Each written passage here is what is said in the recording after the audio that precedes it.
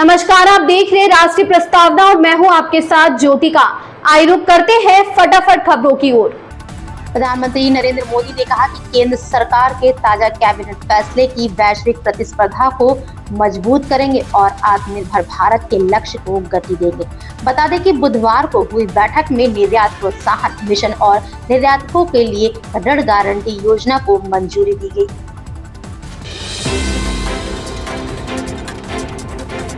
CM Yogi Adityanath ने कहा, पहले जब हम सरकारी नौकरियों के लिए विज्ञापन निकालते थे तो अनुसूचित जाति की सीटें पूरी तरह से नहीं भर पाती थी। हाल ही में हमने 60,244 पुलिस कर्मियों की भर्ती की है और अनुसूचित जनजातियों के लिए आरक्षित सभी सीटें अनुसूचित जातियों के युवाओं द्वारा भरी गई हैं।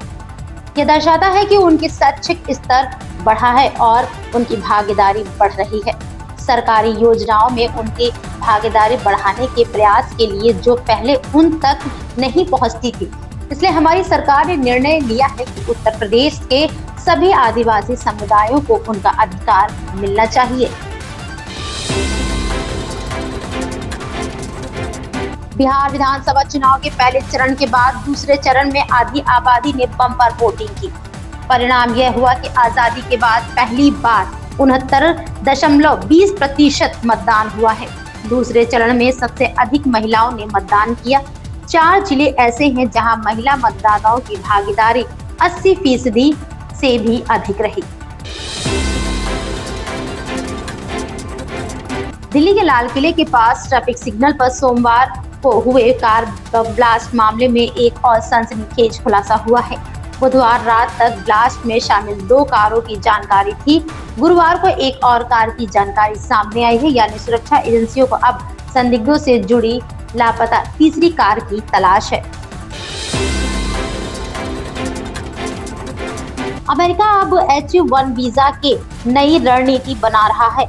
इसके तहत विदेशी कुशल कामगारों को 3, 5 व 7 साल के लिए वीजा मिलेगा, जिसमें वे अमेरिका के लोगों को काम सिखाएंगे और इसके बाद वे घर वापस लौट जाएंगे। ट्रंप ने इसे नॉलेज ट्रांसफर नीति बताया है।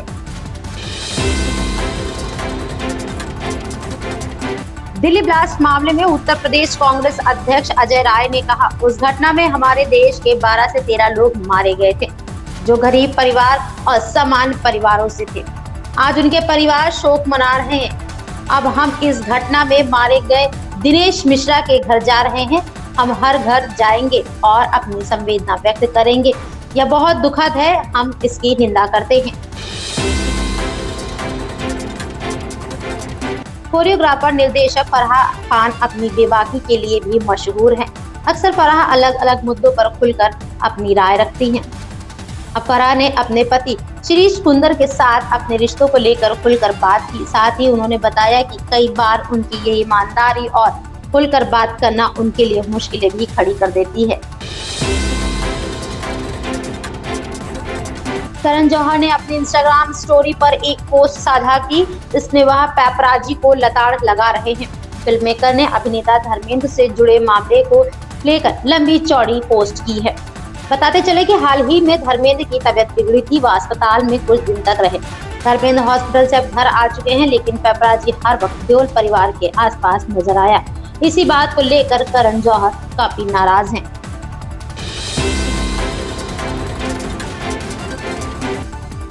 IPL 2025 में दिल्ली कैपिटल्स ने उतार चढ़ाव भरा प्रदर्शन किया और अंक तालिका में 5वां स्थान पर रही। टीम ने कई मैचों में शानदार प्रदर्शन किया, लेकिन मिडल ऑर्डर की अस्थिरता और डेथ ओवर की कमजोर गेंदबाजी के कारण प्लेऑफ की दौड़ से बाहर हो गई। अब 15 नवंबर 2025 की डिटेंशन डेडलाइन से पहले दिल्ली अपनी टीम को नए सिरे से संतुलित करने की तैयारी में है। हुंडई के ग्राहकों के लिए बुरी खबर सामने आई है। कंपनी ने अपनी एक प्रीमियम SUV टेक्सॉन का उत्पादन भारत में स्थायी रूप से बंद कर दिया है। हुंडई की ये कार सबसे तकनीकी रूप से एडवांस में सुरक्षित SUVs में गिनी जाती थी, जिसने भारत NCAP टेस्ट में शानदार 5 स्टार सेफ्टी रेटिंग भी हासिल की थी। इन खबरों में बस इतना ही। बने रहिए राष्ट्रीय प्रस्तावना के साथ।